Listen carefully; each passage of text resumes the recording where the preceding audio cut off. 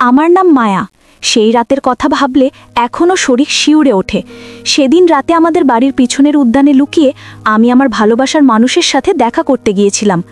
আমার প্রিয়তম সেই সুযোগে আমাকে সেই নির্জনে পেয়ে আলিঙ্গন করে পিঠ আর বুকে অজস্র চুমো এঁকে দিয়েছিল। আমিও ভালোবাসার আবেশে আমার প্রেমিককে আদর করতে মগ্ন হয়ে পড়েছিলাম এবং তাকে ভালোবেসে চুমো দিচ্ছিলাম। ঠিক তখনই তাকেই দেখে তো আমার পায়ের তলা থেকে যেন মাটি সরে গেল, কারণ ওই সময় আমার ছোট বোন নিতা আমাদের সামনে এসে জোরে জোরে হাততালি দিয়ে বলে উঠল, বা দিদি, তোর লজ্জা করে না? রাতের অন্ধকারে উদ্যানের মধ্যে এই ছেলেটার সঙ্গে নিজের সম্মান হয় করতে এসেছিস? বিয়ের আগে একটা ছেলের সাথে মজা করছিস? ছি! সেই সময় আমি ভয়ে আমার ছোট বোনের হাতে পায়ে ধরে বলেছিলাম যে এই কথাটা যেন কাউকে না বলে। এরপর আমার ছোট বোন আমার সাথে যা করেছিল সেটা শুনলে আপনাদেরও আত্মা কেঁপে উঠবে। আসলে আমি পড়াশোনায় খুব ভালো ছিলাম, আর আমার মা তো ছোটবেলাতেই আমাকে ছেড়ে পৃথিবী থেকে চলে গিয়েছিলেন। মায়ের মৃত্যুর পর আমার বাবাই আমার সব ছিলেন। বাবা আমাকে এত ভালোবাসতেন যে শুধুমাত্র আমার জন্য আর দ্বিতীয় বিয়ে করেননি। তখন আমি ব্যাংকের পরীক্ষার জন্য প্রস্তুতি নিচ্ছিলাম। যেহেতু আমি পড়াশোনায় খুব ভালো ছিলাম, তাই আমার নিজের ওপর বিশ্বাস ছিল যে আমি খুব দ্রুত পরীক্ষায় পাশ করে ব্যাংকে চাকরি পেয়ে যাব। কিন্তু চাকরি পাওয়ার পর আমার বাবা বাড়িতে একা থাকবেন এই কথাটা ভেবেও আমার খুব চিন্তা হতো। তাই আমি বাবাকে বলেছিলাম যে তিনি যেন দ্বিতীয় বিয়ে করে একজন মাকে বাড়িতে নিয়ে আসেন। কিন্তু আমার বাবা কোনোভাবেই দ্বিতীয় বিয়ে করতে রাজি হননি। আমি যখন বাবাকে বিয়ের কথা বলেছিলাম, বাবা বলেছিলেন, মায়া, আমার যদি বিয়ে করার হতো তাহলে আমি অনেক আগেই করে নিতাম। এখন তোর বয়স 24 বছর, আর আমারও তো অনেক বয়স হয়ে গেছে। এই বয়সে আমি বিয়ে করলে লোকে কি বলবে? আর এমনিতেও আমার কারোর প্রয়োজন নেই। তুই আমার পাশে থাকলেই আমার আর কাউকে লাগবে না। তিনি আরও বলেছিলেন, আমি চাই না এই বয়সে যাকে নিয়ে আসবো সে তোর সঙ্গে কোনো খারাপ ব্যবহার করুক। আমি এসব একদম সহ্য করতে পারবো না। বাবা যখন বিয়ে করতে রাজি হলেন না, তখন আমি আমার দিব্যি দিয়ে অনেক জোর করে বলেছিলাম যে বাবা যদি দ্বিতীয় বিয়ে না করেন তাহলে আমার চাকরির পর বাবার দেখাশোনা কে করবে? আমি যখন অনেক জোরাজোরি করেছিলাম, তখন বাবা শুধু আমার খাতিরে বাধ্য হয়ে দ্বিতীয় বিয়ে করেছিলেন। রেশমা আন্টিকে বিয়ে করে বাবা তাকে আমাদের বাড়িতে নিয়ে এসেছিলেন। আসলে রেশমা আন্টির স্বামী বেশ কয়েক বছর আগে হার্ট অ্যাটাকে মারা গিয়েছিলেন। তারপর রেশমা আন্টি আর দ্বিতীয় বিয়ে করেননি। তাই আমি বাবাকে বলেছিলাম রেশমা আন্টিকে বিয়ে করে বাড়িতে নিয়ে আসলে তারও একটা আশ্রয় হবে। সেই দিন যখন বাবা রেশমা আন্টিকে বিয়ে করে বাড়িতে নিয়ে এলেন, তখন আমি খুব খুশি ছিলাম এবং ভেবেছিলাম রেশমা আন্টি আমার বাবার খুব খেয়াল রাখবেন, আর আমিও মন দিয়ে নিজের পড়াশোনা করতে পারবো। কিন্তু বাবার বিয়ের পর তো আমার সঙ্গে সব কিছু উল্টোটাই হয়েছিল। রেশমা আন্টির একটা মেয়ে ছিল, সে আমার চাইতে বয়সে 2 বছরের বড় ছিল। তার নাম ছিল নিতা। সেদিন সেও আমাদের বাড়িতে এসেছিল। তার মা যেহেতু আমার বাবাকে বিয়ে করেছিলেন, তাই সম্পর্ক অনুযায়ী আমার বাবাও তার বাবা ছিলেন। আমার বাবার ওপর নিতারও ঠিক ততটাই অধিকার ছিল যতটা আমার ছিল। আমার বাবার অনেক সম্পত্তি ছিল, আর আমাদের বাড়িটাও অনেক বড় ছিল। সেদিন যখন আমার সৎ মায়ের সাথে আমার সৎ বোন আমাদের বাড়িতে চলে এলো, তখন প্রথম দিনই আমার সৎ বোন আমার ওপর জুলুম করেছিল। আসলে আমি রাত জেগে পড়াশোনা করতাম।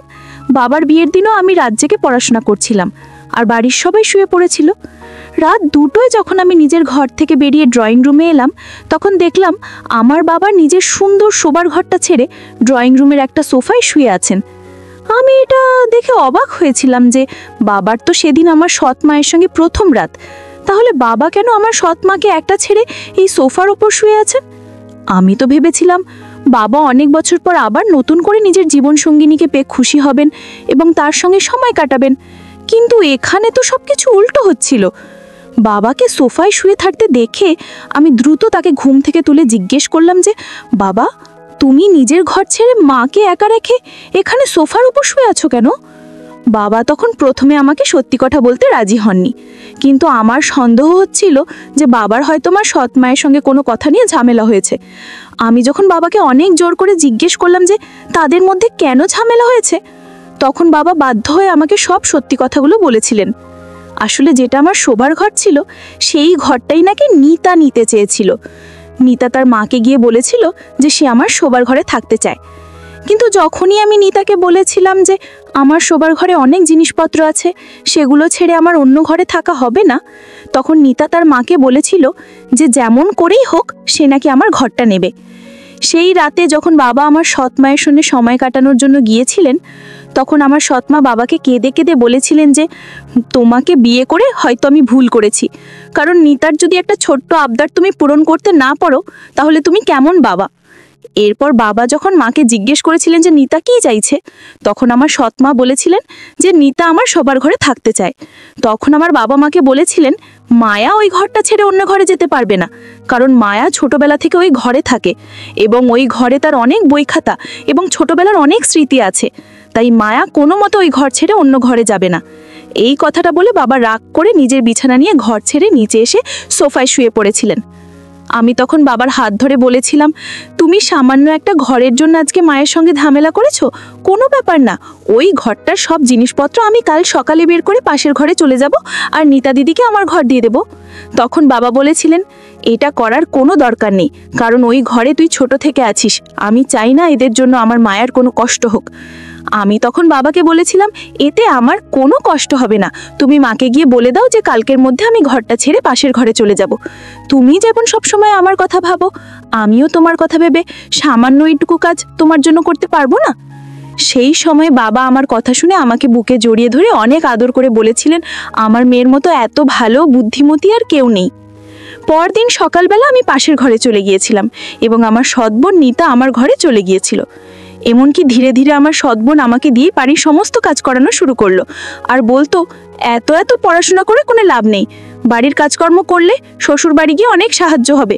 এভাবে বেশ কিছুদিন চলার পর একদিন আমার বাবা যখন নিজের চোখে দেখলেন যে আমি বাথরুমে কাপড় কাচ্ছিলাম, তখন বাবা আমার সৎমাকে বলেছিলেন তুমি ভালোভাবেই জানো যে আমার মেয়ে কিছুদিন পরেই ব্যাংকের পরীক্ষা দেবে, আর তুমি কেন ওকে দিয়ে বাড়ির কাজকর্ম করাচ্ছ? একটা কথা খুব ভালোভাবে জেনে রাখো, আমার মেয়ে কিন্তু বাড়ির কোনো কাজকর্ম করবে না এবং ওর যাতে বিশেষ খেয়াল রাখা হয়, তাই রান্নাবান্না ছাড়া বাড়ির বাকি সমস্ত কাজকর্ম নিতাকে করতে বলবে। এরপরে যাতে আমি না দেখি যে মায়া পড়াশোনা ছেড়ে বাড়ির কোনো কাজকর্ম করছে। সেই সময় কিন্তু আমার সৎমা বাবার সঙ্গে ঝগড়া করেছিলেন এবং বলেছিলেন তুমি কি শুধুমাত্র নিজের মেয়ের কথা ভেবে আমাকে বিয়ে করেছিলে যাতে আমি এই বাড়ির সমস্ত কাজ করি আর তোমার মেয়ে পায়ের ওপর পা তুলে বসে বসে খাবে? আমি কিন্তু বলে দিচ্ছি আমি চাকরের মতো বাড়ির সমস্ত কাজ করতে পারবো না। আমার বাবা কিন্তু সেই সময় সৎমাকে হুমকি দিয়ে বলেছিলেন যে তিনি যদি বাবার কথা না শোনেন এবং আমাকে দিয়ে যদি বাড়ির কাজকর্ম করান তাহলে কিন্তু বাবা তাদেরকে বাড়ি থেকে বের করে দেবেন। বাবার হুমকি পাওয়ার পর থেকে আমার সৎবোন ও সৎমা আমাকে দিয়ে আর বাড়ির কাজকর্ম করাতো না। এমনকি আমার সৎবোন নিতা, সে তো সব সময় আমাকে দিয়ে তার কিছু না কিছু ফরমাইশ পূরণ করাতো। আমি যখনই নিজের পড়াশোনা করতাম তখনই আমার সৎবোন এসে কিছু না কিছু ফরমাইশ করত। যখন বুঝতে পারলাম যে আমার সৎবোন ও মা আসার পর আমার পড়াশোনার অনেক ক্ষতি হয়েছে, তখন অনেক সময় আমি তাদের কাজ করতে বারণ করতাম। আমি তো স্বপ্নেও ভাবতে পারিনি যে আমি যাদেরকে নিজের ভেবেছিলাম তারা কোনোদিন আমাকে নিজের মনে করেনি। ভেবেছিলাম আমার সৎবোন ও মা আমাকে নিজেদের মতো করে ভালোবাসবে, কিন্তু ধীরে ধীরে বুঝতে পারলাম যে তারা আমাকে মোটেই পছন্দ করতো না। তারা শুধু এটাই চেয়েছিল যে আমাকে যে কোনোভাবেই বাড়ি থেকে বের করে দেবে এবং আমার বাবার সব সম্পত্তি তারা নিজেদের নামে করে নেবে। কিন্তু বাবার ভয়ে তারা আমাকে কিছুই বলতে পারতো না। কিন্তু সেই রাতের পর আমার জীবনের সব কিছু পাল্টে যায়। সেই রাতে একটা সময় আমি চুপচাপ বাড়ি থেকে বেরিয়েছিলাম। আমাদের বাড়ির পেছনের যে ছোট বাগান ছিল সেই বাগানের দিকে গিয়ে আমি একটা গাছের আড়ালে বসেছিলাম। ঠিক তখনই পেছন দিক থেকে সে আমাকে জড়িয়ে ধরেছিল আর অনেক আদর করতে শুরু করেছিল। তারপর মনে হলো যেন আমাদের বাড়ির দরজা খুলে আমার সৎবোন নিতা বারবার এটাই বলছিল যে বাড়ির পেছনে কে আছে। সে যখন খুঁজতে খুঁজতে আমাদের দিকে আসছিল তখন আমি ভয় পেয়ে দ্রুত বাড়ির প্রধান দরজার সামনে এসে বললাম, নিতা দিদি তুমি কাকে খুঁজো? এখানে কেউ নেই। তখন আমার সৎবোন আমাকে রাতে বাড়ির বাইরে দেখে জিজ্ঞাসা করলো, তুই এত রাতে বাড়ির বাইরে কি করছিস? আর আমার মনে হচ্ছে এখানে যেন কেউ ছিল। আমি তখন আমার সৎবোনকে ভালো করে বুঝিয়ে বললাম যে এখানে কেউ নেই, আমি ছিলাম, কারণ আমার ঘুম আসছিল না, তাই আমি একটু বাইরে বেরিয়েছিলাম। তারপর তাকে বুঝিয়ে ঘরের ভেতরে যেতে বলেছিলাম। সে যখন আমার কথা বিশ্বাস করে ঘরের ভেতরে চলে গেল তখন আবার আমি চুপচাপ বাড়ির পেছনের বাগানে ফিরে এলাম। এরপর একটা গাছের আড়ালে আমরা দুজনেই সময় কাটাচ্ছিলাম। আসলে প্রত্যেকদিন রাতে সবাই শুয়ে যাওয়ার পর আমি প্রেমিকের সঙ্গে দেখা করার জন্য আমাদের বাড়ির পেছনের বাগানে যেতাম। আর সে যখন আমাকে আদর করত তখন আমি একটা সীমার মধ্যে থেকে তাকে আদর করার অনুমতি দিতাম। আমি কখনোই আমার প্রেমিকের সঙ্গে সীমা অতিক্রম করিনি। কিন্তু সেই সময় যখন আমার প্রেমিক আমার হাত ধরে কপালে চুমু দিচ্ছিল, ঠিক তখনই আমার সৎবোন আমাদের সামনে দাঁড়িয়ে জোরে জোরে হাততালি দিয়ে বলল, বাহ, দারুণ ব্যাপার তো। তাহলে এত রাতে তুই লুকিয়ে এই ছেলেটার সঙ্গে এইসব কাজ করিস? আমরা তো জানতাম যে তুই রাত জেগে পড়াশোনা করিস। তোর এই হচ্ছে পড়াশোনা? তোর বাবা তো খুব গর্ব করে বলে যে আমার মেয়ে মায়া খুব ভালো, আমার মেয়ের মতো আর কারো মেয়ে নেই। আমার তো তখনই সন্দেহ হয়েছিল যখন তুই এত রাতে বাড়ির বাইরে দাঁড়িয়েছিলি। আমি তখনই বুঝে গিয়েছিলাম যে তুই আমার থেকে কিছু একটা লুকাচ্ছিস। তাই আমি নাটক করে ঘরের ভেতরে চলে গিয়েছিলাম। কিন্তু আবার চুপচাপ বাড়ির বাইরে এসে যখন তোকে খোঁজা শুরু করলাম, তখন দেখলাম তুই বাগানের ভেতরে আছিস।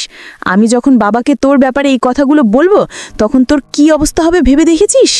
এরপর নিতা আমার হাত ধরে টানতে টানতে ঘরের ভেতরে নিয়ে গেল। সেই সময় আমার বাবা মা যেহেতু উপরের ঘরে ঘুমোচ্ছিলেন, তাই তারা আমাদের ব্যাপারে কিছুই জানতে পারেননি। এরপর আমার সৎবোন নিজের মোবাইল বের করে আমাকে যা দেখিয়েছিল, সেটা দেখার পর তো আমার পায়ের তলার থেকে যেন মাটি সরে গিয়েছিল। কারণ সেই মোবাইলের মধ্যে আমাদের দুজনের সব কিছু রেকর্ড করে রেখেছিল। ভিডিওটা দেখার পর আমি আমার সৎবোনের কাছে 2 হাত জোর করে বলেছিলাম, দিদি, আমি তোমার সব কথা মানতে রাজি আছি, কিন্তু তুমি এই ভিডিওটা কাউকে দেখাবে না। তুমি যা বলবে আমি তাই শুনবো। তুমি শুধু আমার এই ভিডিওটা মুছে দাও। আমার সৎবোন তখন আমার গালে হাত দিয়ে বলল, ঠিক আছে, ভিডিওটা আমি মুছে দেব, কিন্তু একটা শর্তে। যদি তুই বাড়ির সব কাজকর্ম করিস, তাহলে আমি এই ভিডিওটা কাউকে দেখাবো না। আর হ্যাঁ, বাড়ির সব কাজকর্ম করার সাথে তুই নিজের বাবাকে কিভাবে সামলাবি, সেটাও কিন্তু সম্পূর্ণ তোর ব্যাপার। তোর বাবা যাতে তোকে বাড়ির কাজকর্ম করতে দেখে আমার মায়ের উপর রাগারাগি না করে, সেটাও তোকেই দেখতে হবে। এই কথাগুলো বলে সে হুমকি দিয়ে আমার ঘর থেকে বেরিয়ে চলে গেল। পরদিন সকালবেলা বাবা যখন বাড়িতে ছিলেন না, সেই সময় আমার মা বললেন, আমি বাড়ির কাজকর্ম করতে পারবো না, তোরা কোথায় খাবি না খাবি দেখে নে, আমি আর একটাও কাজকর্ম করতে পারবো না। সেই সময় আমার সৎবোন তার মাকে বলল, মা, তুমি চিন্তা করো না, আমি তোমার জন্য একটা ভালো ব্যবস্থা করেছি। আর আজকের পর থেকে তোমাকে কোনো কাজকর্ম করতে হবে না। আজকের পর থেকে তো বাড়ির সব কাজকর্ম মায়া করবে। সেই দিনের পর থেকে আমার ইচ্ছে না থাকার সত্ত্বেও আমাকে নিজের পড়াশোনা বাদ দিয়ে বাড়ির সব কাজকর্ম করতে হতো।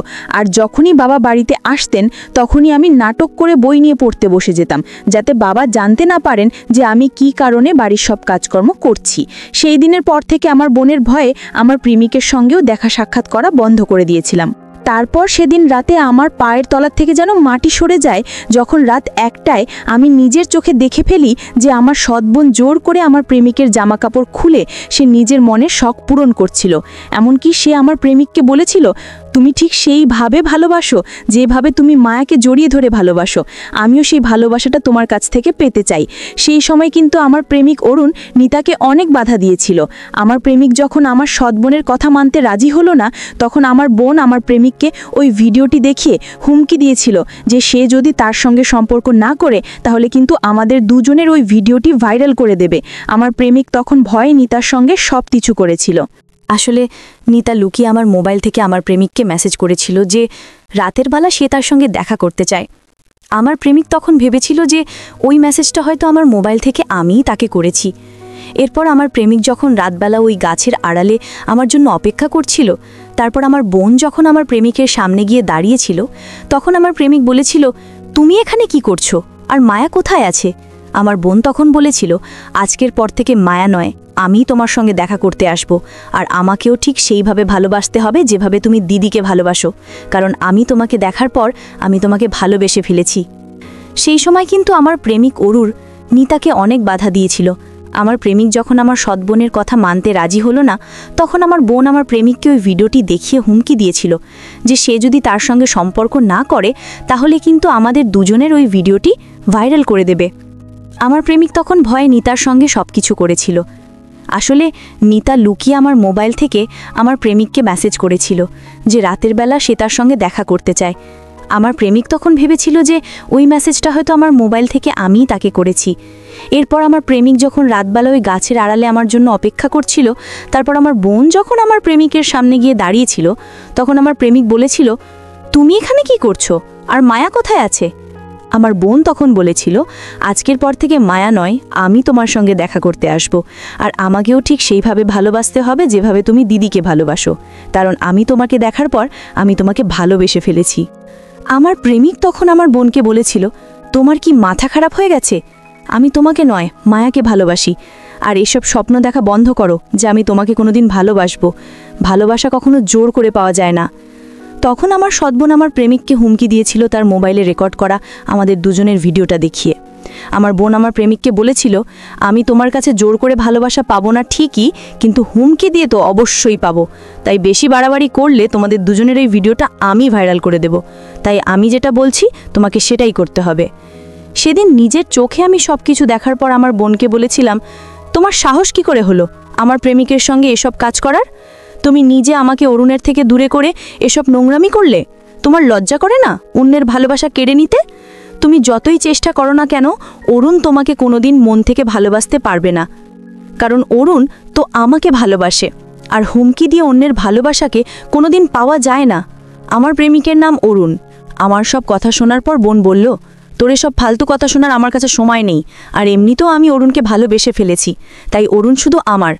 আর তোকেই বাড়ি থেকে চলে যেতে হবে, না হলে আমি কিন্তু তোদের দুজনের ওই রঙ্গবাজি ভিডিওটা ভাইরাল করে দেব। তখন কিন্তু তুইও আর তোর বাবা বাইরে কাউকে মুখ দেখানোর যোগ্য থাকবি না। তাই আজকের রাতের মধ্যে তোকেই এই বাড়ি ছাড়িয়ে চলে যেতে হবে। আর অরুণ শুধু আমার, অরুণকে তো আমিই বিয়ে করব। এরপর আমার বোন আমাকে একটা চিঠি লিখতে বলল। সেই চিঠিটা নাকি আমাকে লিখতে হবে যে আমি নিজের ইচ্ছায় এই বাড়ি ছেড়ে চলে যাচ্ছি। আমি যখন নিতার কথা মতো চিঠি লিখতে রাজি হলাম না, তখন সে আমাকে বলল, কোনো ব্যাপার না, তুই লিখতে না পারলেও তোর হয় আমি চিঠিটা লিখে দিচ্ছি। তারপর সে নিজের মতো করে চিঠিটা লিখে আমার হাতে ধরিয়ে দিয়ে বলেছিল, এই চিঠিটা তোর বাবার ঘরে রেখে দিয়ে আয় এবং তাড়াতাড়ি এই ঘর ছেড়ে বেরিয়ে যা। সেই সময় আমি নিতার হাতে পায়ে ধরে বলেছিলাম যে সে যাতে আমার সঙ্গে এত অন্যায় অত্যাচার না করে, কিন্তু সে আমার কোনো কথা শুনল না। বোন যখন আমাকে হুমকি দিয়ে ঘর থেকে বেরিয়ে যাচ্ছিল, ঠিক তখনই আমার বাবা ঘরের ভেতরে এসেছিলেন এবং বাবা নিতাকে আমার ঘর থেকে বের হতে দেখেছিলেন। সেই সময় আমি ঘর ছেড়ে যাওয়ার জন্য বাধ্য হয়ে একটা ব্যাগের মধ্যে নিজের জামা কাপড় গোছাচ্ছিলাম, আর আমার চোখ দিয়ে অনবরত জল গড়িয়ে যাচ্ছিল। আমাকে এই অবস্থায় দেখে বাবা ঘরের ভেতরে এসে আমার কাছে এসে অনেক ঘাবড়ে গিয়ে আমার চোখের জল মুছে জিজ্ঞাসা করলেন, মা, তুই এইভাবে কাঁদছিস কেন? তোর কি হয়েছে? নিতা কি তোকে কিছু বলেছে? আমি তখন নিজের আবেগ ধরে রাখতে না পেরে বাবার হাত ধরে মাথা নিচু করে বলেছিলাম, বাবা, আমি অনেক বড় ভুল কাজ করে ফেলেছি, তাই আজকেই আমাকে এই বাড়ি ছেড়ে চলে যেতে হবে। এছাড়া আমার কাছে তো আর কোনো উপায় নেই। বাবা তখন আমার কথা শুনে বলেছিলেন, তুই এই ধরনের কথা কেন বলছিস মা? তুই এই বাড়ি ছেড়ে কোথাও যাবি না। তোর ছাড়া আমার কেউ নেই। তোর কি হয়েছে? আমাকে সব সত্যি কথা খুলে বল, আমি সব কিছু ঠিক করে দেব। আমি তখন বাবাকে সব সত্যি কথা বলেছিলাম যে আমি অরুণ নামের একটা ছেলেকে খুব ভালোবাসতাম এবং তার সঙ্গে প্রত্যেক দিন রাতে আমাদের বাড়ির পেছনের বাগানে দেখা করতাম। সেদিন রাতে আমি লুকিয়ে অরুণের সঙ্গে দেখা করতে গিয়েছিলাম, তখন অরুণ আমাকে আদর করছিল। ঠিক সেই সময় নিতা আমাদের ভিডিও করেছিল এবং সে ওই ভিডিওটি দেখিয়ে আমাকে প্রত্যেক দিন হুমকি দিত, আর তার হুমকির ভয়ে আমি বাড়ির সব কাজকর্ম করতাম। শুধু তাই নয়, সে আমার প্রেমিককে ভয় দেখিয়ে তার সঙ্গে শারীরিক সম্পর্ক করেছিল। আর এখন সে আমাকে এই বাড়ি ছেড়ে চলে যেতে বলেছে। সে বলেছে আমি যাতে এই কথাগুলো তোমাকে না বলি। কিন্তু বাবা, আমি তোমাকে এই কথাগুলো না বলে আর থাকতে পারলাম না। বাবা, আমাকে ক্ষমা করে দাও। কিন্তু এই কথাটা সত্যি যে আমি আর অরুণ একে অপরকে অনেক ভালোবাসি। সেদিন রাতে নিতা অরুণের সঙ্গে যা করেছিল সেই সব কিছু কিন্তু অরুণ আবার আমাকে ফোন করে বলেছিল। আর সে নিতা কিভাবে তাকে হুমকি দিয়ে তার সঙ্গে সম্পর্ক করেছে। আর সে ওই ভিডিওটি দেখিয়ে আমাকে বলেছে আমি যদি আজকের মধ্যেই বাড়ি ছেড়ে না যাই, তাহলে সে নাকি আমার আর অরুণের ওই ভিডিওটি ভাইরাল করে দেবে। ভেবেছিলাম বাবা হয়তো সব কিছু শোনার পর আমাকে বকা দেবেন বা আমার গালে হয়তো 2-3টে থাপ্পড় মারবেন, কিন্তু বাবা আমার কান্না দেখে আর সব সত্যি কথা শোনার পর আমাকে বুকের মধ্যে জড়িয়ে ধরে বলেছিলেন, এই কারণেই আমি দ্বিতীয় বিয়ে করতে চাইনি। শুধুমাত্র তোর কথা শুনে আমি ওই মহিলাকে বিয়ে করে এই বাড়িতে নিয়ে এসেছিলাম, কিন্তু ওই মহিলা ও তার মেয়ে মিলে তোর উপর এত অত্যাচার করবে আমি কিন্তু স্বপ্নেও ভাবতে পারিনি। এরপর বাবা বলেছিলেন, মায়া, তোর পরীক্ষাতে আর মাত্র কয়েকটা দিন বাকি রয়েছে মা, তাই এই সব কথা ভুলে গিয়ে তুই নিজের পড়াশোনায় মনোযোগ দে। বাকি সব কিছু কিন্তু আমার উপর ছেড়ে দে। এবার দেখ আমি কিভাবে ওদের মা ও মেয়েকে শোধরাই। পরদিন সকালবেলা বাবা উকিলকে আমাদের বাড়িতে নিয়ে এসে নিজের সমস্ত জমি জমা সম্পত্তি বাড়িঘর সব কিছু কিন্তু আমার নামে লিখেছিলেন। বন্ধুরা, আজকের গল্প এই পর্যন্তই। ভিডিওটি ভালো লাগলে লাইক করো ও কমেন্টে তোমার মতামত জানাও। আর হ্যাঁ, প্রতিদিন এমন চমকপ্রদ গল্প আরও শুনতে চাইলে আমাদের চ্যানেলে সাবস্ক্রাইব করতে ভুলো না।